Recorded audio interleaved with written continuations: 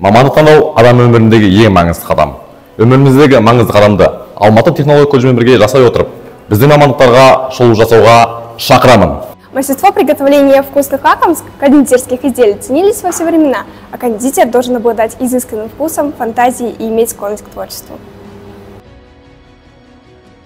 Ас адамның арқауы дегенмен астың дәмін келтіретін тұз болса, екеуінің де дәмін келтіретін білгір аспас. Өнердің түрі көп, дегенмен астың қадірін білу, дәмін сезіну басқа дүние. Дәл осы ерекше мамандықты біздің колледжде меңгере аласыздар. Жартылай фабрикаттарды дайындау және оларды сатуға жіберу. Жалпы дүкеннен сіз деген жартылай өнімдерді дайындау біз үшін оңай әрі қызықты. Біз сіздердің тиімдіктеріңіз үшін және де сіздерге қолайлы болу үшін, уақыттарыңызды үнемдеу үшін техник-технолог мамандары жұмыс жасаймыз. В современном мире профессия маркетолога становится все более востребованной и актуальной. Маркетолог – это специалист, который занимается продвижением товаров и услуг на рынке. Без маркетинговых усилий сложно что-либо продать, поэтому профессионалы этой специальности популярны в разных сферах деятельности.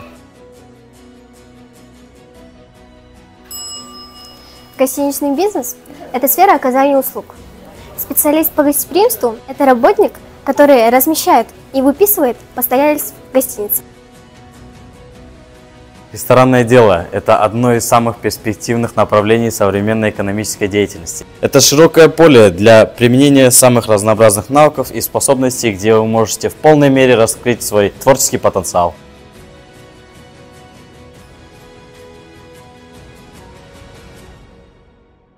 Қазіргі заманның жетекші мамандығы қатарына кіретін туризм мамандығының еліміз үшін алатын орны ерекше.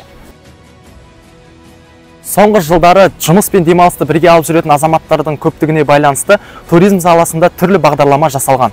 Сол себептен де елімізде бұл саланың даму деңгейі өте жоғары. Республикалық мамандығымыз жарқын болашағым атты челленджді Алматы политехникалық колледжден қабыл алып, Павлодар технологиялық колледжіне және де Алматы жолаушылар көлігі және коммуникациялық колледжіне жолдаймыз.